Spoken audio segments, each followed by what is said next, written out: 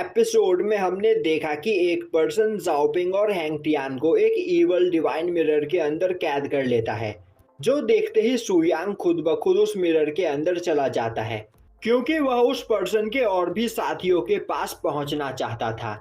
दूसरी ओर वह पर्सन सभी लोगों को कैद करके काफी ज्यादा खुश होता है और अब वह उड़ता हुआ अपने सभी साथियों के पास आ जाता है। अब उसे देखते ही उसके साथी बोलते हैं, सीनियर ब्रदर, फाइनली आप यहाँ पर आ ही गए। मास्टर आपका सेक्ट के अंदर इंतजार कर रहे हैं। तभी वह पर्सन हंसते हुए बोलता है, मैं उस जगह से सभी ट्रेजर अपने साथ ले आया हूँ। साथ ही साथ मैंने यहाँ पर दो काफी पावरफुल कल्टीवेटर्स को भी कैद किया है, जिन्हें देखकर मास्टर काफी ज्यादा खुश होंगे। तभी वह इवल मिरर वहां पर एक्टिवेट हो जाता है और अब वह वहां पर मौजूद सभी लोगों को अपने अंदर खींचने लगता है, जो देखकर किसी को भी कुछ भी समझ में नहीं आता है। और अब वह मिरर उस पर्सन को भी अपने अंदर एब्जॉर्ब कर लेता है। तभी सुयांग हैंग टियान और जाओपिंग को लेकर उस मिरर से बाहर निकलता है और अब वह उस इवल मिरर को अपने पास रख लेता है। तभी हैंग टियान बोलता है, ब्रदर सुयांग, आप सच में बहुत ही ज्यादा पावरफुल हो और आपके प्लान ने यहाँ पर काफी अच्छी तरीके से काम किया और फाइनली हम इन लोगों के अड्डे पर पहुंच गए। तभी हैंग टियान देखता है कि वह अर्थ हार्ट सेक्ट के सामने खड़ा होता है, जिसे देखते ही वह सुयांग को बताता है कि यह एक इवल कल्टीवेटर्स का सेक्ट है, जहाँ के लोग बहुत ही ज्यादा पावरफुल है। तभी जाओपिंग बोलता है, यह लोग बहुत ही ज्यादा पावरफुल और खतरनाक है, तो हमें इनसे संभल कर रहने की जरूरत है। हैंग टियान बोलता है, तुम परेशान मत हो। और अब वह सुयांग से बोलता है, ब्रदर, आप यहाँ पर लोगों पर अटैक मत करना, मैं भी लोगों से फाइट करना चाहता हूँ, तो अब आगे जो भी आएगा उससे मैं ही फाइट करूंगा। जिसके बाद वह तीनों आगे बढ़ते हैं, पर वहां पर बहुत ही ज्यादा शांति होती है, जो देखकर जाओपिंग बोलता है, आखिर यह सब आवाज सुनकर अब तक सेक्ट से बाहर कोई क्यों नहीं आया है। तभी एक पर्सन वहां पर आते हुए बोलता है, हमारे सेक्ट के हजारों माइल के एरिया में कोई भी आने की हिम्मत नहीं करता है, तो आखिर तुम तीनों यहाँ पर क्या करने के लिए आए हो। अब उस पर्सन को देखते ही जाओपिंग उस पर अटैक करने के लिए आगे बढ़ता है, पर हैंग टियान उसे रोकते हुए बोलता है, मैंने तुमसे क्या कहा, इनसे मैं फाइट करूंगा। और अब वह पर्सन और हैंग टियान वहां पर अपनी पावर का यूज करते हुए फाइट करने लगते हैं। वहीं वह दोनों इतने पावरफुल होते हैं कि जाओपिंग उन दोनों के ऑरा प्रेशर को झेल नहीं पा रहा होता है। यह देखकर सुयांग उसे उन दोनों से दूर ले जाता है। दूसरी ओर वह पर्सन हंसते हुए बोल रहा होता है, तुम सच में बहुत ही ज्यादा पावरफुल हो, तो यहाँ पर तुमसे फाइट करने में मुझे बहुत ही मजा आएगा। और अब वो हैंग टियान पर एक काफी पावरफुल अटैक करता है, पर हैंग टियान उसके अटैक को डॉज करते हुए उसे लात मारकर दूर फेंक देता है। अब वह पर्सन खड़ा होते हुए बोलता है, यहाँ पर अब सच में मुझे मजा आने लगा है। और अब वह अपनी ब्लड लाइन पावर का यूज करते हुए हैंग टियान पर अटैक करने लगता है, जिससे हैंग टियान वहां पर थोड़ा घायल हो जाता है। पर तभी वह बोलता है, इतनी पावर भी मुझे हराने के लिए काफी नहीं, तुम्हें यहाँ पर थोड़ी और मेहनत करनी पड़ेगी। और अब वह दोबारा से उस पर्सन पर अटैक करके उसे खुद से दूर फेंक देता है, पर उस पर्सन की पावर वहां पर लगातार बढ़ती चली जा रही होती है, जो देखकर जाओपिंग बोलता है, आखिर यहाँ पर हो क्या रहा है और इस पर्सन की पावर यहाँ पर बढ़ती कैसे चली जा रही है। सुयांग उसे बताता है कि इस पर्सन के पास बजर्क ब्लड लाइन है, जिससे यह जितना ज्यादा एक्साइटेड होता है इसकी पावर उतनी ही ज्यादा बढ़ती है, पर यह एक डुप्लीकेट ब्लड लाइन है, इसे मैड वॉर ब्लड लाइन से कॉपी किया गया है, जिस वजह से यह मैड वॉर ब्लड लाइन जितनी पावरफुल नहीं है। एंशिएंट टाइम के लोगों के पास मैड वॉर ब्लड लाइन हुआ करती थी, जिसकी पावर का यूज करते हुए वह बड़े बड़े स्पिरिचुअल बीस्ट का शिकार किया करते थे।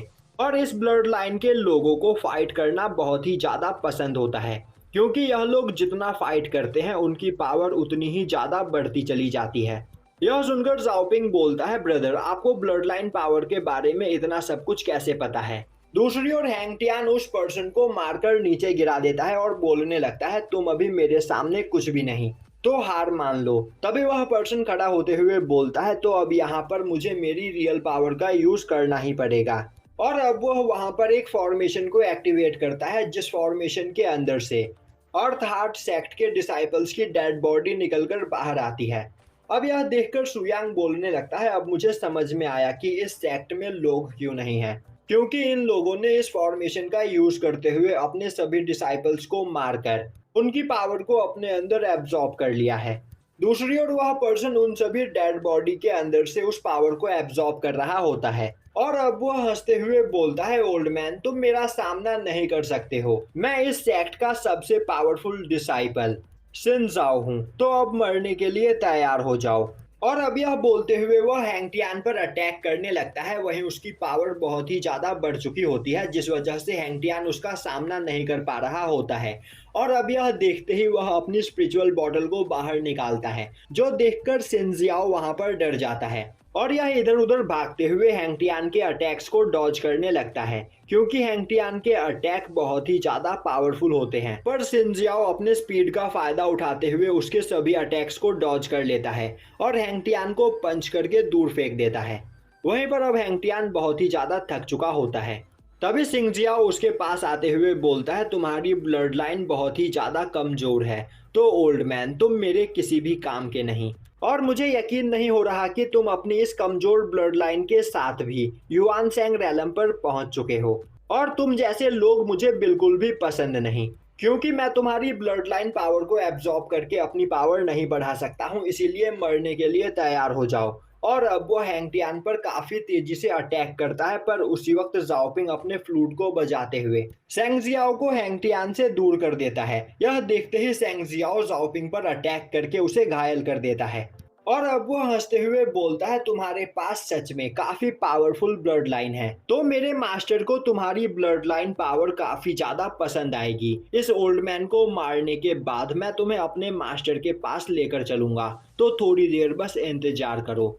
और अब वो हैंगटियान पर काफी तेजी से अटैक करता है, पर तभी सुयांग बीच में आते हुए उसके अटैक को ब्लॉक कर लेता है और बोलता है कि तुम अपने आप को पावरफुल समझते हो, पर मेरी नज़र में तुम बहुत ही ज़्यादा कमज़ोर हो। और यह बोलते हुए वह उसे अपनी एक उंगली से मारते हुए दूर फेंक देता है।